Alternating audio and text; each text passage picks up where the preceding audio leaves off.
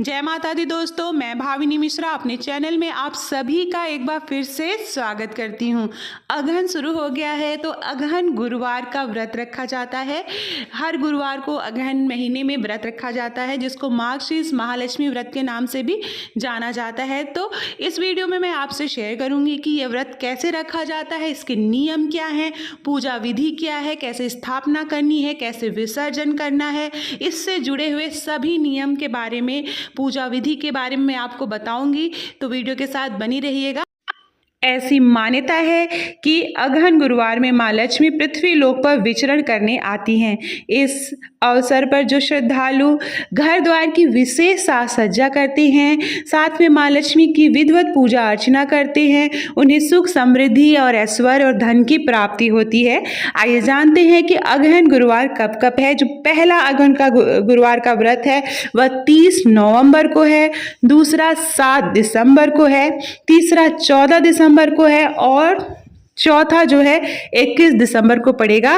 तो इस बार अगहन के में 4 गुरुवार व्रत पड़ रहे हैं, तो हमें मार्गशीर्ष अगहन के जो महालक्ष्मी व्रत है वो 4 दिन रखना है। तो आइए जानते हैं अगहन के मार्गशीर्ष महालक्ष्मी व्रत में कैसे हमें पूजा करनी है, पूजा की तैयारी कैसे करनी है और नियम साथ में मैं बताती चलूंगी। तो सबसे पहले क्या करेंगे कि बुधवार की शाम से ही पूजा की तैयारी शुरू हो जाती है। बुधवार शाम से लेकर गुरुवार की शाम तक गुरुवारी पूजा की धूम रहती है।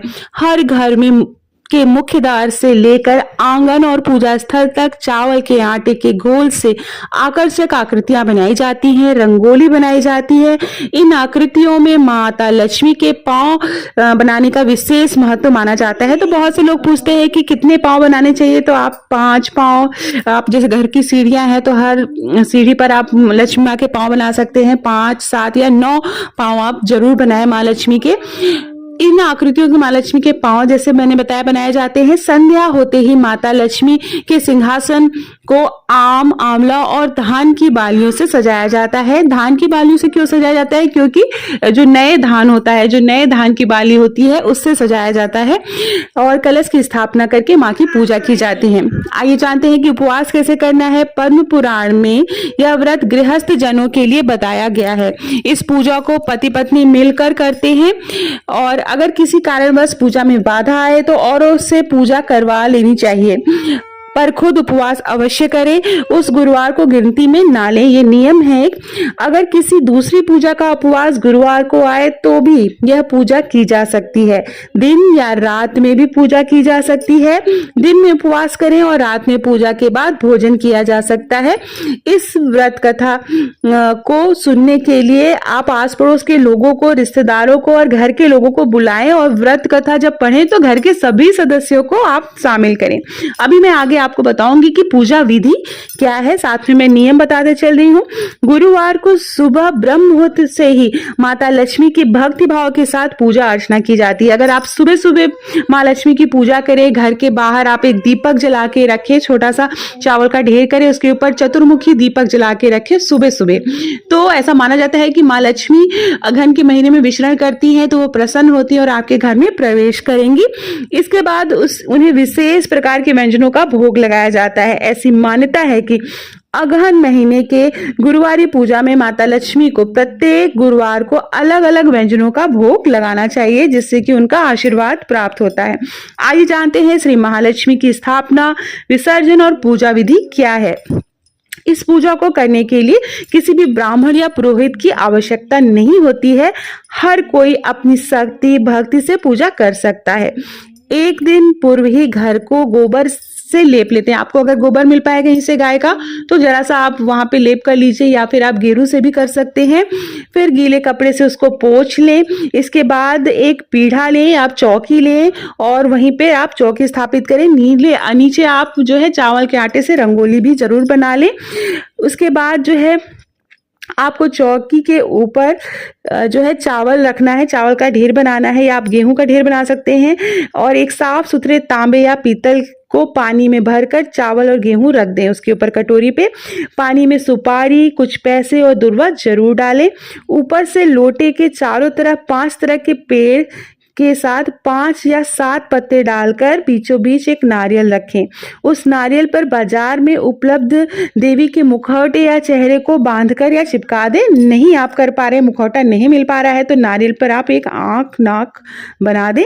उसके बाद जो है हल्दी कुमकुम लगाएं लोटे पर और लोटे के गले से लोटे के हिसाब से लहंगा बांध लें और नारियल के ऊपर एक छोटी चुनरी भी चढ़ा देवें। साथ ही देवी की प्रतिमा या फोटो को पूर्व दिशा में मुंह करके या उत्तर दिशा में मुंह करके स्थापित करनी चाहिए।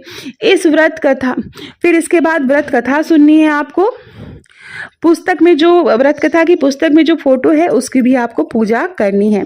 अघन मास के शेष गुरुवार के दिन 8 सुहागिनी या कुंवारी कन्याओं को आमंत्रित करना चाहिए। उन्हें सम्मान से जो है आसन प्रदान करना चाहिए, हल्दी कुमकुम लगानी चाहिए और जो महालक्ष्मी व्रत की किताब है वो वितरित करनी चाहिए। साथ में जो आपने भोग बनाया है, जैसे खीर बनाने का विशेष महत्व है, तो उस खीर के प्रसाद को, मीठे भोग को आपको सबको खिलाना है। उसके अलावा आपको जो आप और चीज़ें खिलाना चाहे वो भी खिला सकते हैं। केवल स्त्री ही नहीं, अपुत पुरुष भी इस पूजा को कर सकते हैं।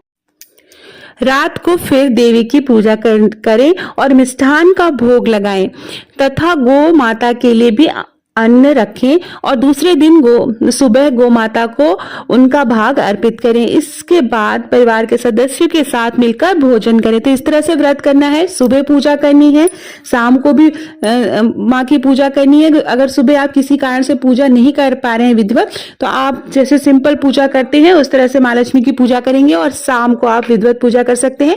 सुबह आप कुछ भी मीठा आप भोग लगा सकते हैं, मिश्री चढ़ा दीजिए अगर आपको जल्दीबाजी में है तो। दूसरे दिन सुबह स्नान करके पेड़ के जो पत्ते आपने लगाए हैं उनको निकाल लेना चाहिए और घर के अलग अलग जगहों पर रख दे। घर के हर कोने पे, हर कमरे में रख दे।